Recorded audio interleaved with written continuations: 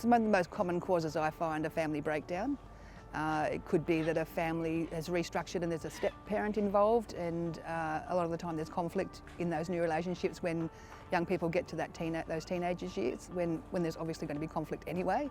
Oftentimes they're couch surfing and then that will break down, or they're staying with like a friend or other family that's not their parents or their immediate family, and for some reason they can't stay there anymore. Quite often I'm hearing a lot of particularly young people who identify as being gay when they've come out to their family being unable to stay at home or feeling that they can't be at home, they're not welcome. I wouldn't say it's easy enough to say that there's a common pathway into homelessness. It's just there's usually a breakdown along the way where they don't have any more support, and so they're left to become homeless.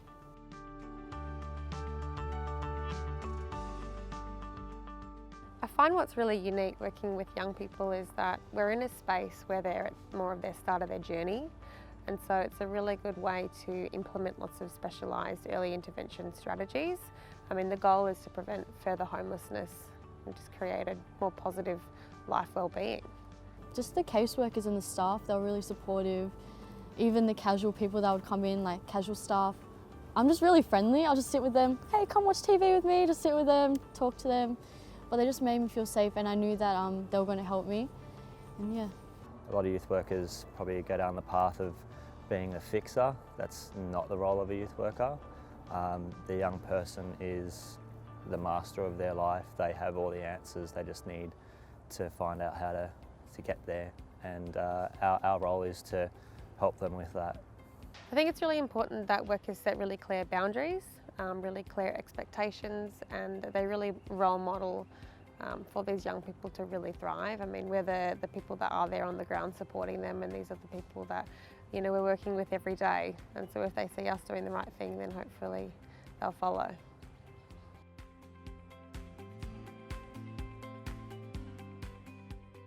When I am writing a case plan with a young person, we will either go to their house or we'll go to a cafe. We like to do it in a really informal setting so it doesn't feel very clinical. A lot of their life is filled with other clinical spaces, whether that be with drug and alcohol counsellors or in their mental health appointments. So if I can make it as natural and as calm and creative at times as I can, I will. Indigenous clients having some representation of their culture around the space is pretty important, I think. Because I'm in a rural area, there's a lot of distance between, so I often have to provide transport. And that sitting in a car, not looking at each other, sometimes, especially I think for young males, is a real icebreaker. You can get to lots of conversations that you wouldn't in that intensive feeling of eye contact and face to face. At first I was scared to meet youth workers or caseworkers because I didn't know how they were like or if they would understand what I'm going through. And I know they don't understand exactly what I'm going through, but they give me that support that I need. They talk to me as if they active listen to me, they focus on me and what I need, and it just shows how much they care about me. And I think it's just their attitude and their willingness to just help and not drop everything, but if something needs to be done, they'll make sure they do it. And it just gives me hope and gives me reassurance that if I do need help, they're straight onto it, and yeah.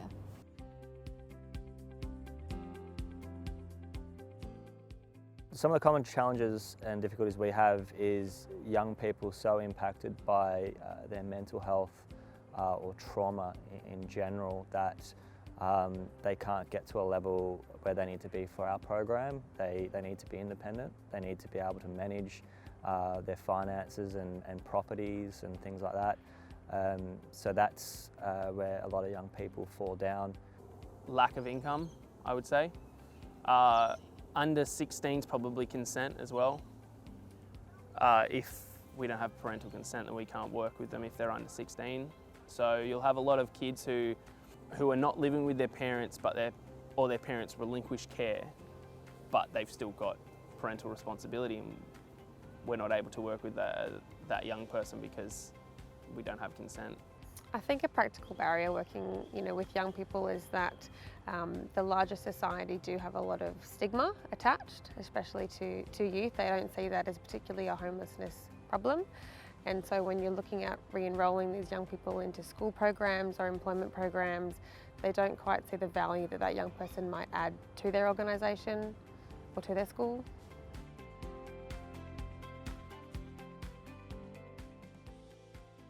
Number one tip, I suppose, would be get your network and your resources, continue building your resources. So if you've got linkages with great people in Centrelink, nurture those, nurture your network, whoever is in there that can help you achieve the goals you need to achieve, and expand that network everywhere. Learn to be a great advocate. And be strong with that. Don't step back and think that if there's a wall there, you can't go through it. If someone has an outburst, no, it's not about you. I think if you can be as self-aware of your own presence as possible, you'll do a lot better than if you're not. And check your ego at the door pretty much, because people are going to have their bad days, and it's not going to be about you. It's going to be about what's happening, but you're there. I've always tried to work from a manner that I'm more of a mentor. I tell my clients, I'm not going to do things for you. I'll do it with you. I'll support you, learn how to do it, because I'm not always going to be there. There is a time and a place for me to step in and do things for them when there's a crisis. But that's sometimes the easy thing to do, is just jump in. I'm short of time. I'm going to do it for them because, hey, I get it done. But in the long run, they don't learn how to do things for themselves. And as a youth worker or someone that's working with young people, we're trying to build them up, not take away the power that they have, not take away the skills they have. So it's really about that for me.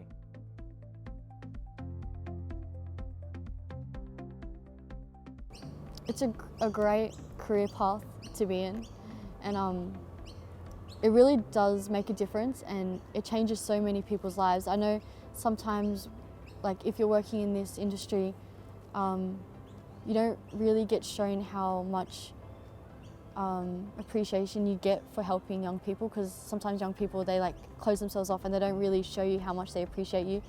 But really, you're saving lives, and just the little things matter. Like just calling them, checking up, or like daily checkups really means a lot. Showing them that like you're consistent and that you care. It's just the little things in life that people take for granted. I think if you are going to work with vulnerable children and young people, you've got to have a passion. You've got to be enthusiastic, you've got to be creative, you've got to love what you're doing and really believe that you can prevent future homelessness.